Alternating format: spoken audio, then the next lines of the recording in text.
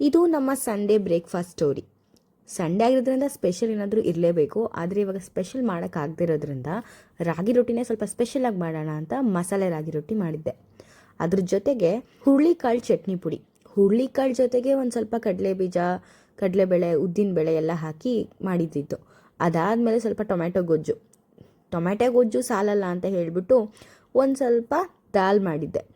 ಸ್ವಲ್ಪ ಟೊಮೆಟೊ ಗೊಜ್ಜು ಖಾರ ಅನಿಸಿದ್ರೆ ದಾಲ್ ಜೊತೆ ಇದ್ದರೆ ಸ್ವಲ್ಪ ಅದು ಸರಿ ಹೋಗುತ್ತೆ ಅಂತ ಅನ್ನಿಸ್ತು. ಅದಕ್ಕೆ ಚಟ್ನಿ ಪುಡಿನೂ ಕೂಡ ಫ್ರೆಶ್ ಆಗೇ ಮಾಡಿದ್ದು. ಒಂದು ವಾರ 15 ದಿನಕ್ಕೆ ಆಗಷ್ಟು ಮಾಡ್ಕೊಳ್ಳೋಣ ಅಂತ ಸಂಡೇ ಆಗಿದ್ರಿಂದ ಮಾಡಿಕೊಂಡೆ.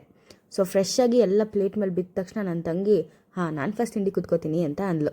ಸೊ ಅವಳಿಗೆ ತಿಂಡಿ ಹಾಕ್ಕೊಟ್ಟು ಅದಾದಮೇಲೆ ಎಲ್ಲ ರೊಟ್ಟಿನೂ ನಾನೇ ಬೇಯಿಸಿ ಎತ್ತಿಟ್ಟು ತಿಂಡಿ ಕುತ್ಕೊಳ್ಳೋಣ ಅಂತ ರೆಡಿ ಮಾಡಿದೆ. ಅಷ್ಟೊತ್ತಿಗೆ ನಮ್ಮಪ್ಪ ಬಂದರು. ಸರಿ ಅವ್ರಿಗೂ ಬ್ರೇಕ್ಫಾಸ್ಟ್ ಹಾಕ್ಕೊಡೋಣ ಅಂತ ಅವ್ರಿಗೂ ಬ್ರೇಕ್ಫಾಸ್ಟ್ ಹಾಕ್ಕೊಟ್ಟೆ.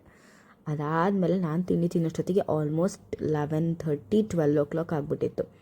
ಅಫ್ಕೋರ್ಸ್ ಈ ಥರ ಸಂಡೇಸಲ್ಲಿ ಆರಾಮಾಗಿ ಕುತ್ಕೊಂಡು ತಿಂಡಿ ತಿನ್ನೋಣ ಅಂತ ಅನಿಸುತ್ತೆ. ಯಾಕಂತಂದರೆ ಡೈಲಿ ಹರಿಬರಿಯಲ್ಲೇ ತಿಂಡಿ ತಿಂದಿರ್ತೀವಿ. ಇವತ್ತಾದರೂ ನಿಧಾನಕ್ಕೆ ಕುತ್ಕೊಂಡು ತಿನ್ನೋಣ ಅಂತ ಹೇಳಿಬಿಟ್ಟು ನಿಧಾನಕ್ಕೆ ಆದರೂ ಪರವಾಗಿಲ್ಲ ತಿಂಡಿ ತಿನ್ನೋಣ ಅಂತ ನಾನು ಕುತ್ಕೊಂಡೆ.